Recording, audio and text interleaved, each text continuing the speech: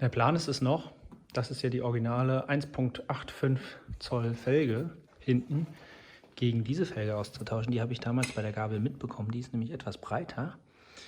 Und es scheint so, dass die genauso breit ist wie die XT250 Felge. Und ich habe zufälligerweise noch eine XT250 in der Garage stehen. Und jetzt versuche ich das Rad auszubauen und mal das Rad von der XT250 einzubauen. Einfach um zu sehen, ob hier noch genug Spiel ist. Und ich will auch den gleichen Reifen wie bei der 250er holen. Das wäre nämlich ideal, dann könnte man das direkt prüfen. Jetzt schaue ich mal, ob das hier passt auch.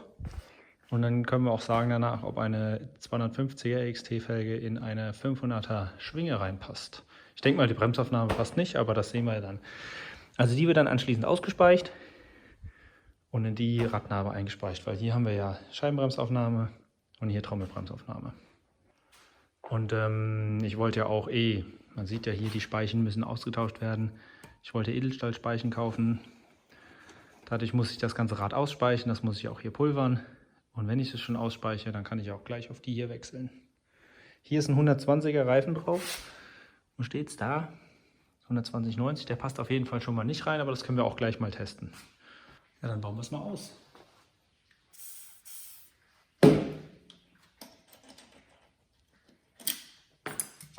Ich hatte das ja schon mal ausgebaut, weil, wie gesagt, das Motorrad wurde im Kofferraum transportiert, als ich es gekauft hatte. Eigentlich sollte es gut gehen. Raus. Kette.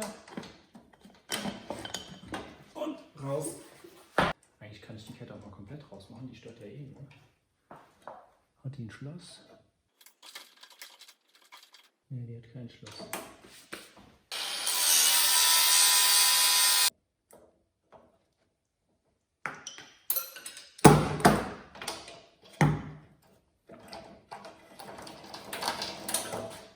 Schmeißen wir weg.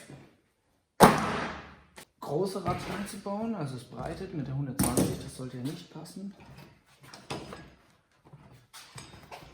Komm, machen wir es wenigstens mal halbwegs richtig.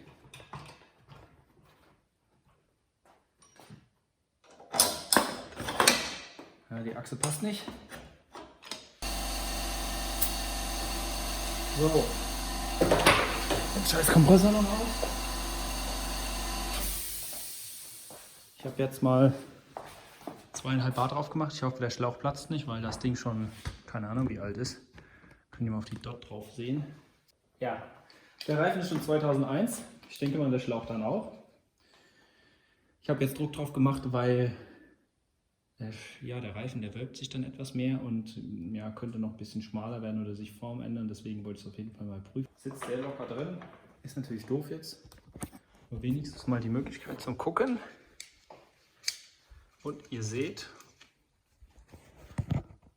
wird ein bisschen eng bei einem 120er. Also ja, ich denke, man könnte es noch machen. Aber ich glaube, das ist nicht was Sinnvolles. Jetzt testen wir mal den XT250 Reifen. Den müssen wir jetzt auch noch erst ausbauen mit der gesamten Felge von der XT250. XT500, XT250 mit dem neuen Reifen, den ich auch kaufen möchte wahrscheinlich. Ein Pirelli Garacross 4018 und das ist die Motocross-Felge. Und jetzt stecken wir die mal da rein und gucken, ob es passt. Also die Achse passt schon mal. Und der Reifen ist jetzt ganz vorne. Das sieht man ja hier. So weit vorne wie geht und es ist gerade noch Platz. Wird natürlich etwas nach hinten eingestellt und dann sollte das gut passen. Also ich denke mal, viel breiter geht er auch nicht. Und diese Felge ist so breit wie die Motocross-Felge. Das hatte ich vorher ausgemessen. Das bedeutet, wir können die ausspeichen. Die 1,85er Felge doch ausspeichen, neue Speichen bestellen. Natürlich hier Radlager wechseln, neu beschichten, Sandstrahlen vorher, weiß ich was alles noch machen. Diese Felge können wir anschließend einspeichen, weil die ja genauso breit ist wie die hier. Und wir können den Reifen bestellen, der auf jeden Fall da reinpasst. Und dann sieht das Ganze am Ende ungefähr so aus.